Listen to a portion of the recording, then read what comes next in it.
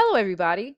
I'm Shantari Skinner, and I will be providing you with an overview of my inquiry project, a sociocultural narrative as equipment for living. Barry. I'm applying Burke's concept to this film. Barry takes a look into former President Barack Obama's life as a young college student at Columbia University. He faces many serious challenges that shape his life. So my thesis for this project was that Barry provides equipment for living for young adults who struggle to self-identify through naming, racial conflict, and intercultural interaction. So for my literature review, I focus on the viewer-film relationship to support my claims. Severo elaborates on our visceral responses to visual forms and how images directly confront us, while Young refers to the film viewing experience as a special type of meeting between self and other. I wanted to focus on the impact of one-on-one encounters in this film to explore how particular ones can affect this relationship.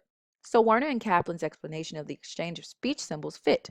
The speech symbols in Barry can be applied as equipment for living during this special meeting between the viewer and the film.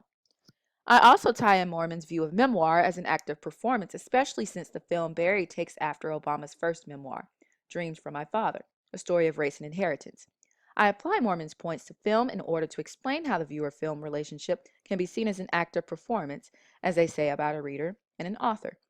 Indeed, Obama's performance as a writer influenced the performances that make up this entire film. I discuss how Barry internalizes names like invisible, which is given to him by peers. He feels invisible, so he feels that this name fits him, leaving him lost and confused.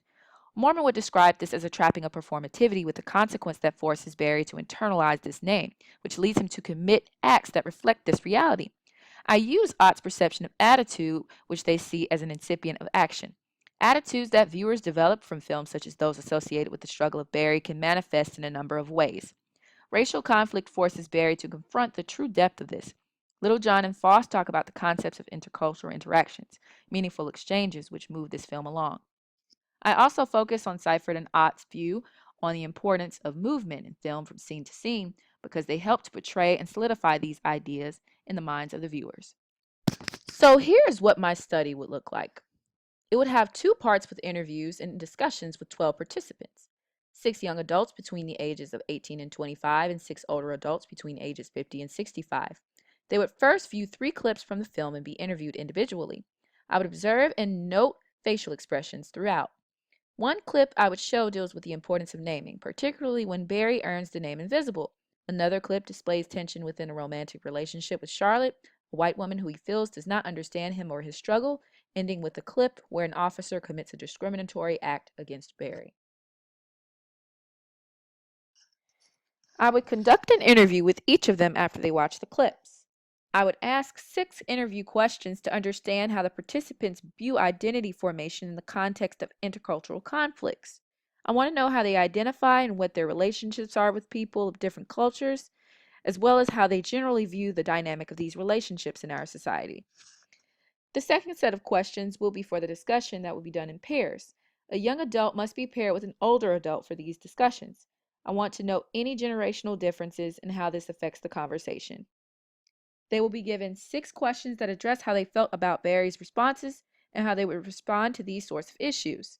A larger discussion will take place to reflect on these experiences at the end. Here is a summary of the results that I would expect.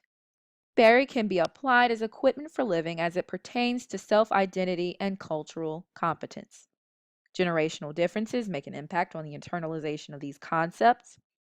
People are generally uncomfortable and do not know how to respond to such conflicts. As for my conclusion, I have a more detailed summary of expected results. I also talk about Alvarado's concern with measuring the viewer's emotional experience from self-reports and observations of facial expressions, because I know that these measurements can be influenced by the nature of the study, which can cause individuals to share responses that they feel are appropriate but don't reflect their personal views. Sociopolitical messages can be conveyed through one-on-one encounters, as seen in Barry, and we can carry these messages just for the moment or for the rest of our lives. And here are my references.